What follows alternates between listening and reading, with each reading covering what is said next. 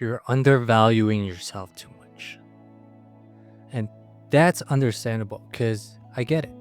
Considering that we're living in an age where lavish lifestyle and private jets are being shown each scroll that we take, this makes it easier for us to think that somehow 90% of the population is doing better than you, when the reality is, it's not.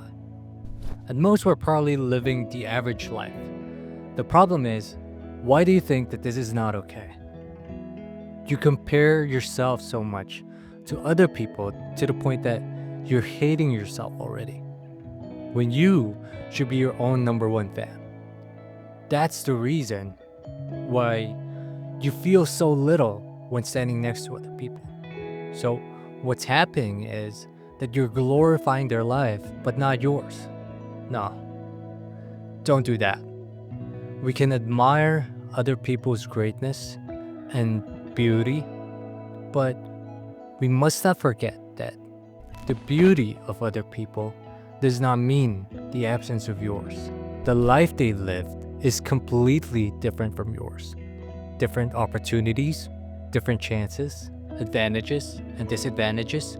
Basically, it's a whole different story. A story that there's no way for us to completely grasp for our own. So why bother trying to do that, right?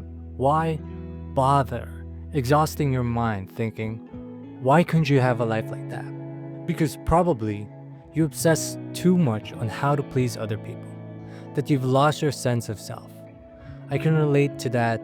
At some point in my life, I've done things that are not within my comfort, or have sacrificed my time, attention, and even money just for the sake of a few people to look my way, or maybe even get a hint of fame if I'm lucky. Did I get it? Yeah, maybe, but it didn't really make me feel good the way I had expected it to be. I could even argue that it made me feel even more empty, more insecure, because it had exhausted all my resources, that it came to a point that I'm stressing over what I should do next with very little that I have left for myself. Luckily, before I could have given what's left of me, the realization had already struck me. This is not who I am, and I do not plan on continuing to be a puppet for their own satisfaction for the rest of my life. And in order to do that, we need to get back to our old self, because I think we've lost it. We need to just take our time and really know what we love, what we hate, what puts us in a good mood, and what puts us in a bad position. Basically, what do we stand for, and what we're not tolerating from now on. Starting from what we hate, because I think the most important thing that we have lost in this journey is that we've lost the sense of boundaries. We've completely eradicated this concept, and that's the reason for what got us here in the first place. We've said it multiple times that it's probably okay if I do this. Lose a little of mine for them to gain theirs. It probably wouldn't hurt. Until it fucking did it? That's the reason that now we're feeling a little broken. We have compromised time and time again, sacrificed our values, and even hurt ourselves in the process. All for gaining the most unsatisfactory attention from someone you think you love or admire. Maybe it's your friends, family members that have been toxic, or even a partner. So maybe it's time that we stand up for ourselves and say, you don't get to take this from me. Whether it's money, time, attention, or even our own presence, Because sometimes you don't even have to give anything, but just being present around these types of people can already drain you so much. Just by them having random backhanded compliments, or for some reason, they always got something to say about you, right? It's annoying. So it is time that we say, you don't get to spend my energy just to fill your own. When they have got something to say, ignore it. Like a win. You didn't even hear it. That's not to say that we have to be selfish because, first of all, we've reached the lowest point of our pride already, and now we're just building it back up, so it's technically not our fault. But second, it's just that now we're being more picky on who has access to us, who has the privilege to gain something from us. Now, maybe you're a really kind hearted person, thinking that, isn't this a little too harsh? I mean, it's their first time living too, and they might not even know that they're hurting you. Yeah, well, to that I say it's your first time living too. You can try and talk to them about it. I doubt they'll listen though, because if they truly, really care about you, they would consider your feelings in the first place. At least that's what I would do. And probably that's what you would do, right?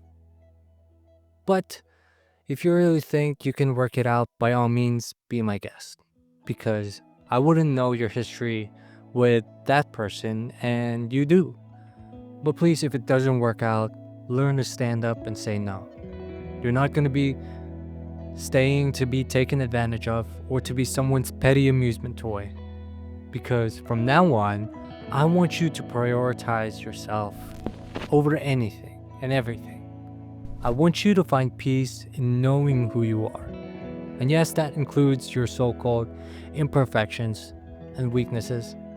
That are, by the way, is probably just another thing you say in your head that is coming from the social construct of beauty. That concept, I want you to transform. I want you to see yourself as someone that is uniquely beautiful in your own way. Once you learn to accept your weaknesses, it would magically turn into strength. We have this thing called in the modeling world, you're often categorized you're either commercially attractive or high fashion. And here's the thing, high fashion often just means you look different, maybe even weird by society's usual beauty standards. These faces aren't always the ones that turn heads on the street. In fact, to some, they might even seem kinda unattractive. But these models, they didn't care. They've accepted their uniqueness. They believed that their look was worth showing the world. What made them odd became what made them powerful because they chose to love what others have overlooked. That's what self-esteem does.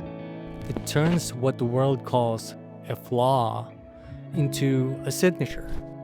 Now, don't get me wrong, I'm not saying that you have to be a model or that you need to fit into any industry standard to be worthy. You don't need to be ultra skinny, tall, or have a face that stops people in their tracks. You don't need to be quirky enough.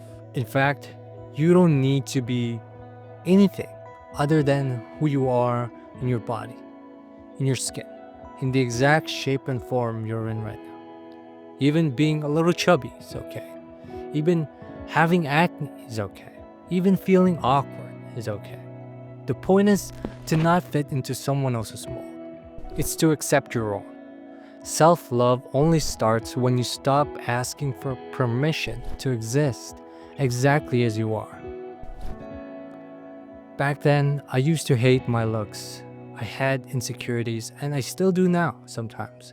But one of the few things I've overcome was I used to hate my nose for being too big and my lips for being too full.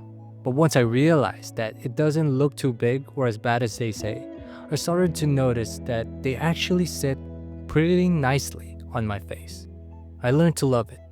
And eventually, that energy translated into how I carry myself.